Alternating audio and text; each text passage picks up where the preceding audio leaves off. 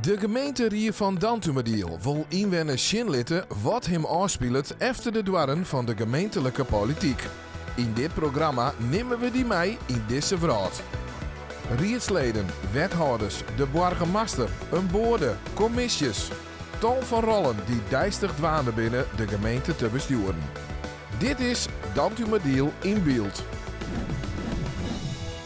In de vorige aflevering gingen we in gesprek met verkenner Erik Terkeurs over het vormen van een coalitie. Na die fase kwam er tijdens de formatie uit dat de best passende coalitie gemeentebelangen, FNP, SGP en Sociaal Links is. Mijn kandidaat-wethouder Tom Bakker van de SGP sjuggen we vooruit naar de aankomende periode. Ik zou het moeten meemaken. Hè. Ik heb er eigenlijk ook geen ervaring mee. Raadslid is iets heel anders dan wethouder. Hè. Als raadslid heb je eigenlijk niks te maken met ambtenaren. En als wethouder heb je er alles mee te maken. Dus dat gaat echt toch wel iets heel anders worden. Je hebt ook te maken met de raadsleden, dus dat werk blijft eigenlijk wel, of die kant blijft ook. En de contacten met de burgers en de bedrijven, de organisaties, met de samenleving, dat wordt allemaal intensiever. De vier aanstaande coalitiepartijen hebben alle keer een wethouder voordroegen. Maar kunnen je samen wethouder worden? Iedereen kan wethouder worden in principe. Daar zijn geen eisen voor, daar zijn geen opleidingseisen voor. Er is wel straks een integriteitstest, noemen ze dat dan. Dus dan gaan ze wel na van, zijn er geen dingen in het verleden waarvan je zegt, nou ja, dat zou je kunnen achtervolgen als wethouder. Dat moet nog gebeuren, dus dat moet ik ook nog even afwachten. Maar verder zijn er eigenlijk geen opleidingseisen of iets dergelijks voor. De rollen binnen in de nieuwe bestuursperiode omdraait. Want Bakker is namelijk meer als 12 jaar raadslid West voor de SGP in Dantumediel. Wie hier doet hij het wat scherp op wat wethouders zijn? Oh, dat is een gevaarlijke vraag. Nee, ik was wel kritisch. En ik vind ook dat de functie is van een raadslid. Raadsleden moeten kritisch wezen naar wethouders toe. Ik hoop dat ze dat ook naar mij zijn. Ik heb dat ook tegen Herke Kooistra gezegd. Blijf dat gewoon doen, want dat is belangrijk. Mensen, als ze geen controle hebben, dan gaat het vroeg of laat een keer mis. En ik ben ook een mens. Er zit nou al een nieuwe riet. Maar weten de mensen op stritten wat een nieuwe riet nou eens bij had? Ik heb geen idee. Nee, want dat had mijn interesse eigenlijk net zozeer. Ja, wat doet de gemeente riet? Dat wordt er zo hard, dat weet ik dus net. Dus ik kan er weinig van zeggen. Dwar die echt net zo is? Nee, weet ik niet. Het is ook wel een bijzonder proces. Want eens is de gemeente riet nog gloed nee. En de zittende wethouders binnen een soort van demissionair. Maar nog wel aan het werk.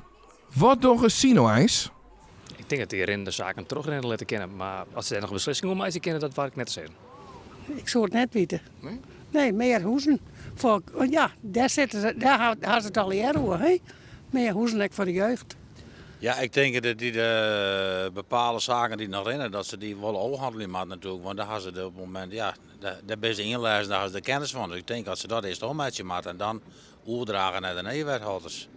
Dat is een hele mooie vraag, waar ik zelf geen antwoord op weet in ieder geval. Maar ik denk ervan nu dat het een beetje lijkt op de landelijke politiek. Dus dat ze net echt meer regeren of dat dingen regelen die er in de toekomst van belang binnen. Hoe worden aanst de nieuwe wethouders inwerken? Ik weet het net, dan maar Stromie Kempenaar even ha. Die weet het. Nee, dat zou wel bijgebracht worden, dacht ik. Trova. Trots je voorgangers, denk het. Ik heb geen idee. Maar ik weet het eigenlijk ook net echt wat ze doen. Nou, het lijkt me dat de huidige wethouders hun takenpakket goed overdragen en hun informeren over de dingen die er spelen. Nou, ik mag hopen dat hij wat een oerdraad had van de vorige, maar het zal net zo zijn. Die zullen wel plomp verloren ingooid worden en hopen dat het goed gaat. Dus ja, ik weet net wat de inwerksituatie is van een nieuwe wethouder. Ik hoop dat zijn coalitie of zijn partijen mij wat meeneemt daarin.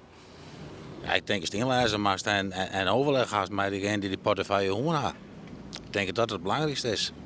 Als Tom Bakker officieel wethouder wordt, moet hij ophouden met zijn joerdijstige werk als bestuursondersteuner en notulist.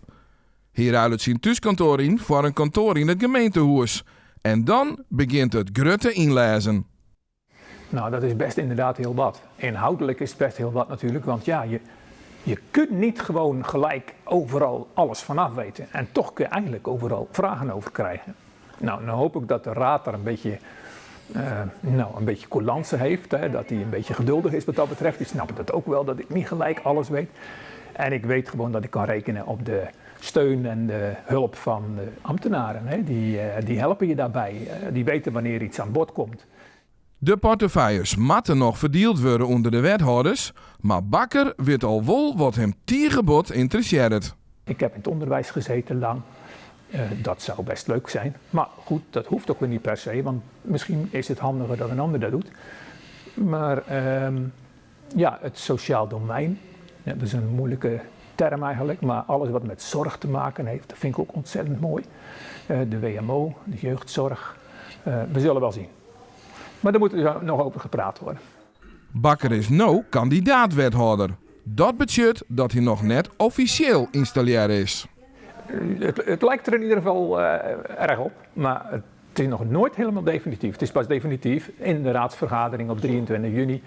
Als er gestemd wordt en als je gestemd wordt inderdaad en daarna beëdigd. Dan is alles beklonken. En voor die tijd, ja, je weet nooit wat er in de politiek anders ook wil gebeuren. Dat weet je eigenlijk niet.